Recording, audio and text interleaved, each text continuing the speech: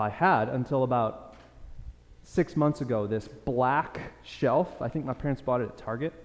It was in my room growing up.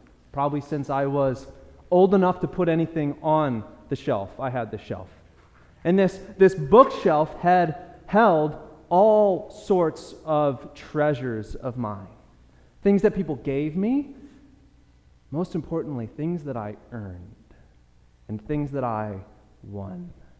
And I would, over the years, look to fill that shelf full of things. I don't have that shelf anymore.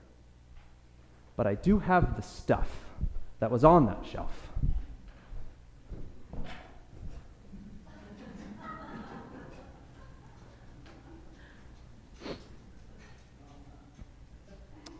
Yes, and it's this heavy that I have to put it on a dolly. These are my treasures. These are the things that I have collected over the many years of theater and sports, and wow, there's a lot in here. I haven't really looked through this, but here is a Lutheran South Top Pole Vaulter 2007 award. That's in there. What else is in here? Oh, here's something. What's in here? Oh, CCLS, that's Christ Community Lutheran School, Jeff Rogers American Citizenship Award, presented to Steve Roma, May 2003. Okay. What else? This is a third place pole vault, 2007 Blue Division, Marion Freeman Clayton Invitational. Oh, here's some. ABC League, All League. Congratulations to Steve Roma. Honorable mention for being named All League in football for the 2005 season. Now this thing is loaded. Oh, here's a newspaper clipping from college. I was in the musical Jekyll and Hyde, and I made the back page. The back page. Just as good as the front page, right? Especially if it's laid face down. Then it's the front page. This is loaded with my treasures, with things I've collected, diplomas and cards from family, and I was on the front of a Lutheran news magazine, right? Famous, and that's in here. There's all sorts of things, cords from high school and college that I wore around my neck. My tassel is in here. There's all sorts of things. What's this? Oh, I worked at Quick Trip. It's a gas station. And I got a pin for working there for a year. That's also in here. It's a box full of my treasures, full of things that I've collected over the years. All those things I put on that shelf. All those things that meant so much to me. And now it's in this box, this Tupperware container, buried in my closet. I had to lug this here this morning. Buried in my closet. These things were precious to me. There were things I went after, I sought, I pursued, I desired to have. And now it's all just in a heavy box, buried in my closet. I've lugged this thing, this box. I've lugged this thing from house to house, from state to state. This thing has not moved. These things have not moved since I moved from Missouri in 2016. They've been there, just in that container. As much as I went after these things, as much as these things meant to me, I have not seen them until right now. It's the first time I've opened this box in probably 3 years. All of it is in there. As much as it's a box of memories, it's become a huge burden for me to lug it around. Not only because it's heavy, but because it's something I attempted and attempt continuously to maintain, to try to fill it up. to try to fill those shelves. Try to load this thing with more achievements, more memories, more accomplishments, more achievements. Now, before I continue down this road, I want to say that achievements and awards and accomplishments are not bad in themselves. Don't hear me say that today. The awards, the achievements, the accomplishments that you've had in your life are wonderful, they're great, they're beautiful. I rejoice with you in all of them. And they're wonderful things, and they're not things that aren't necessarily evil. They're great honors for which you should be grateful. These things are things for which I'm grateful for being able to accomplish these things and being able to receive these things. That's not what Paul is saying in Philippians 3. That your accomplishments, that your awards, that your achievements are evil, they're bad, they're wrong. But he is saying they can be dangerous. They can be dangerous. They can become dangerous when your worth, your value, your joy flow from how much you can fill that container. How much and how many shelves you can fill up in your house. These awards, these achievements, these accomplishments become dangerous when your value, your worth, and your joy flow from them. When you're dependent upon them. Paul knew this. He knew the value of earthly accomplishments. He knew what kind of worth and what it would actually drive him to do, that pursuit of these achievements, these awards, and these honors. He lists those there in Philippians 3. I'm going to read through those again. He pulls out all the things from his container of memories and awards and achievements there in Philippians chapter 3, starting in verse 5. Circumcised on the 8th day of the people of Israel, of the tribe of Benjamin, a Hebrew of Hebrews, as of the law, a Pharisee, one who knows it and one who does it. As of zeal, passionate about God and desiring to do everything he can for him, a persecutor of the church. As to righteousness under the law, rightness before God under the law, someone who is able and has done the law as best they can, blameless. There in Philippians 3, 5 through 6, he is pulling out all of the wonderful, great honors and achievements that he has accomplished in his life before the people who are listening. And it's at this point, looking back on his life, looking back on all of these things, that it realizes how blind they made him to his true value.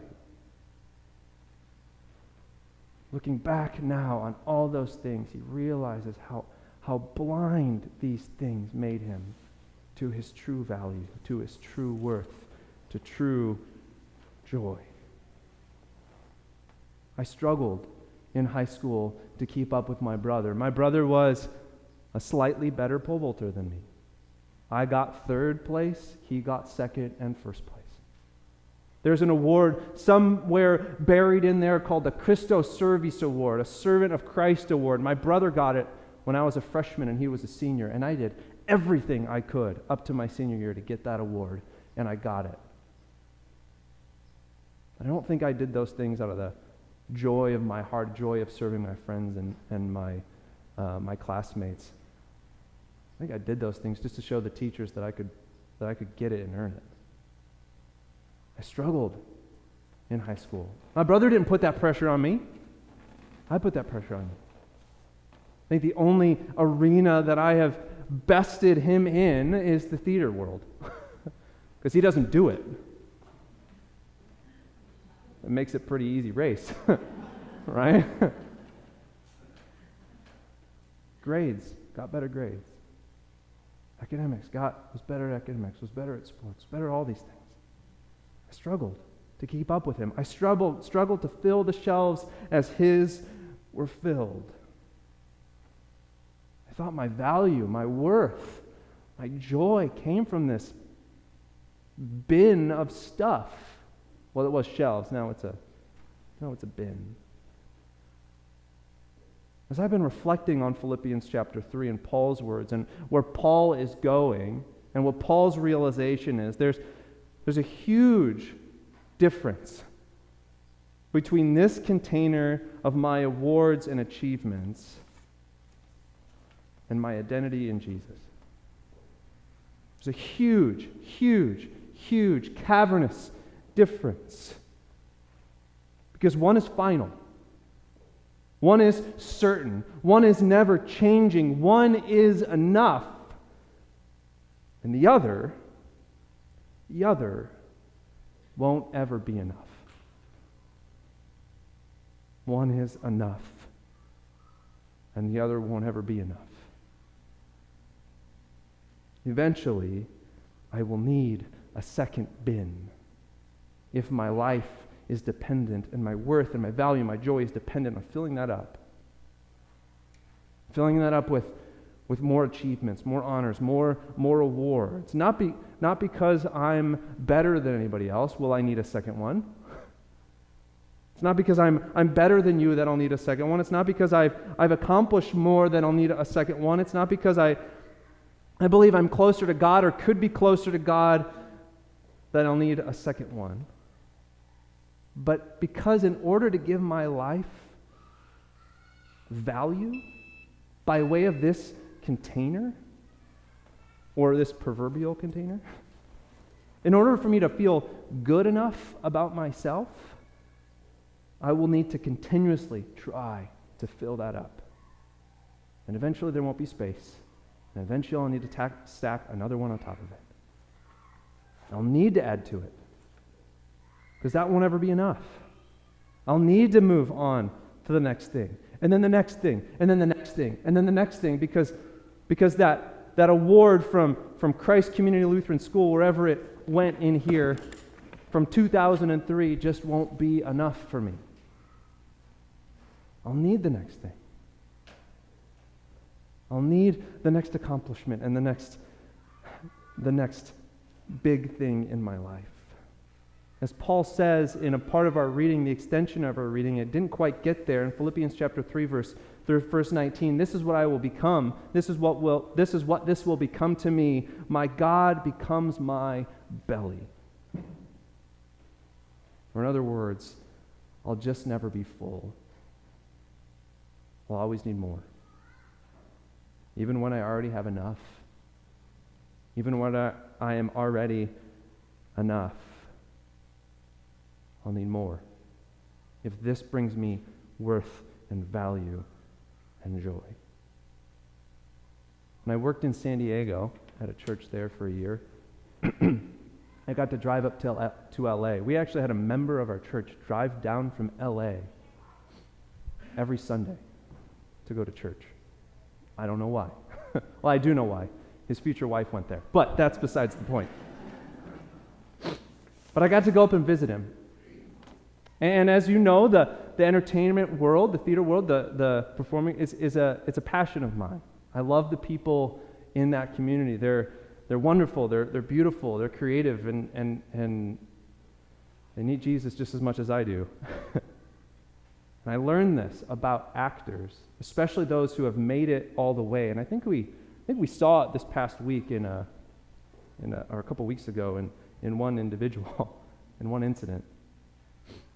The people who reach that pinnacle feel the emptiest they've ever been because there's nothing else to reach for. There's nothing else that they can do to bring more worth to themselves than they've already achieved. And so people who have made it feel the worst about themselves because there's nothing else to fill. They have another container they want to fill, but there's nothing else to fill it with because they've reached the pinnacle. Eventually, that road, these bins, they reach an end. And you feel just as empty when you get there as you did before you started filling them. And that's what Paul here is warning against. He's warning against that we place our value, our worth, our joy, who we are in the collection of achievements and honors and awards. Our need to find righteousness or to feel like we're enough, it just never ends when we're pursuing it this way. It drags us down. It burdens us. It tethers us to a sinking ship that was never meant to float.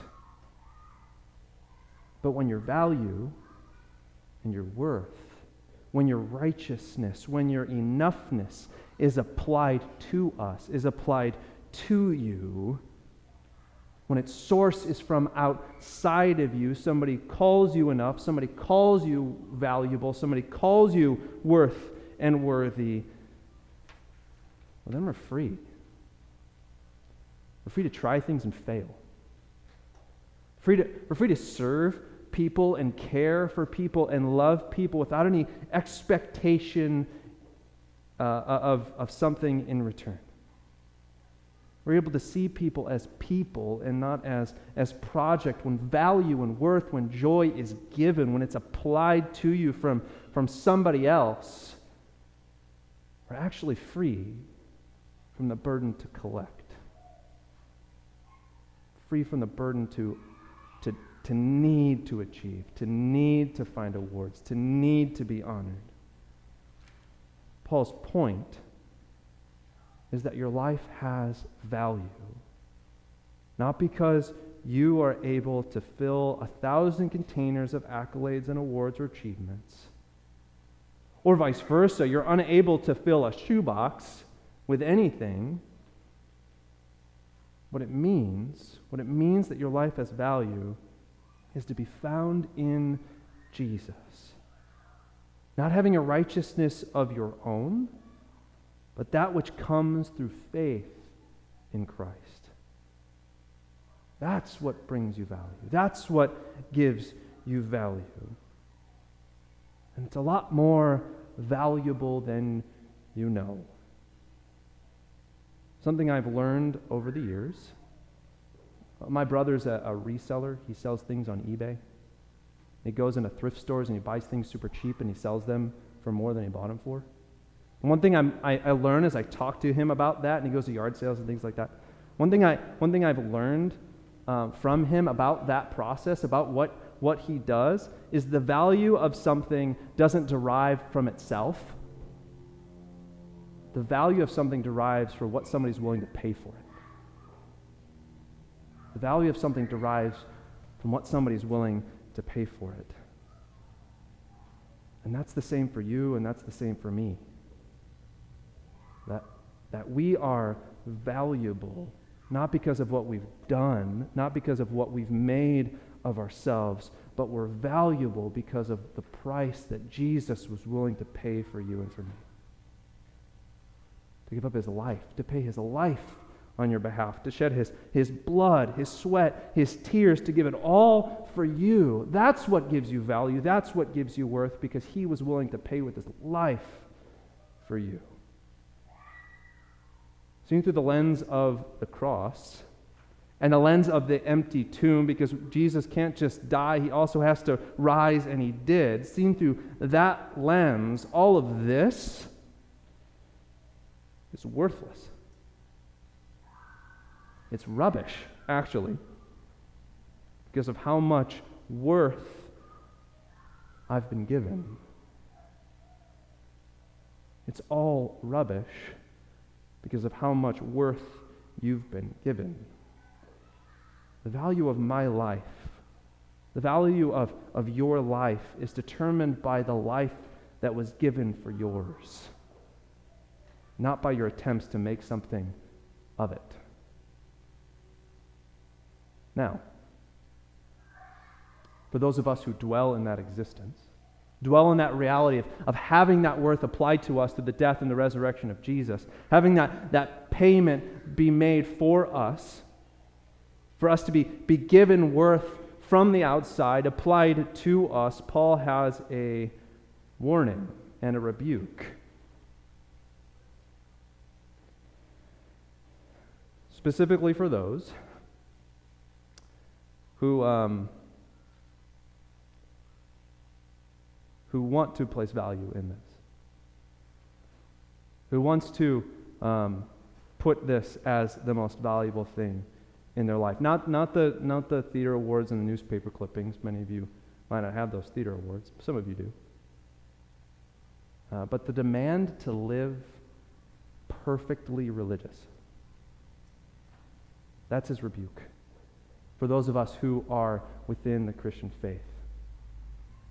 His warning, his rebuke is to us who believe we need to be and live perfectly religious lives. That belief that by attending church on Sunday, you're showing God your faithfulness. There's a rebuke for that. Because I want to put that in my container. I want to put that in my bin as an award and accomplishment.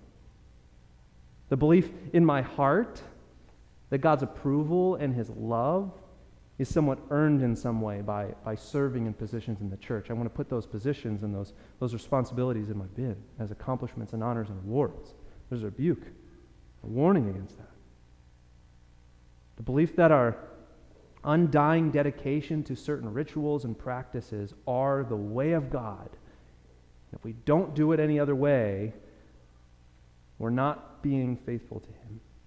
If we do it another way, we're not being faithful to him. I want to put those rituals, those practices in my bin, that I've done them, that I've accomplished them, that I've done all that. But there's an even stronger rebuke. There's an even stronger warning for us who know the value and the worth we have in Jesus. And that's this: rolling this empty bin in front of somebody else and saying, fill it first before you can meet Jesus. Do these certain things, accomplish these certain ways before you can know the grace and the forgiveness and the love of God. That person, and sometimes that's me. Sometimes I do that because sometimes I don't do things right, and I do roll an empty bin in front of maybe even some of you and say, do this first before you meet Jesus, before I'm willing to share him with you and the forgiveness he has and the grace he has with you. This is what he calls people like me when I do that. In verse 2, look out for the dogs. Look out for the evildoers. That's what I do. And that's who I am. When I put a bin of achievement in front of you, knowing your worth in Jesus. When Paul was converted, he realized a very important truth. A thing that exudes from all his letters. It's this. It's that the law doesn't change anybody. The bin doesn't change anybody. The demands, the commands, the law, it doesn't change anybody. The only thing that changes someone's heart is the purity of the proclaimed gospel. That it's finished, that it's done, that you have value in Jesus. That's the only thing that changes someone's heart, that changes someone's life. The gospel truth that Jesus makes you enough. That he makes you righteous, not that bin. This is the reason for this rebuke. When we put expectations in front of people, we are saying, fill it before you can truly know your value, before you can truly know your worth. And he wants to erase that from the church. He wants to erase that from his people. Now, the commands, the rules, the laws of God are important. And we do our best to follow them. They don't make us and bring us any closer to God. They don't make us more enough to him or more righteous to him on our own. That's been applied to us. That's been given to us in Jesus. Now, I plan to hold on to most of this stuff. I don't know about all of it. As I was looking in this box, I think I saw a cake topper. There's a cake topper in here. There's also a brick. I don't actually know where that's from. I don't know why. There's a brick in here. I'll have to call my parents and ask where that brick's from. I don't know why it's in there. Some of that stuff, like the cake topper, probably going to go away. Probably when I get home, I'm probably going to go through this box and throw half of it away. I'm going to keep some of it.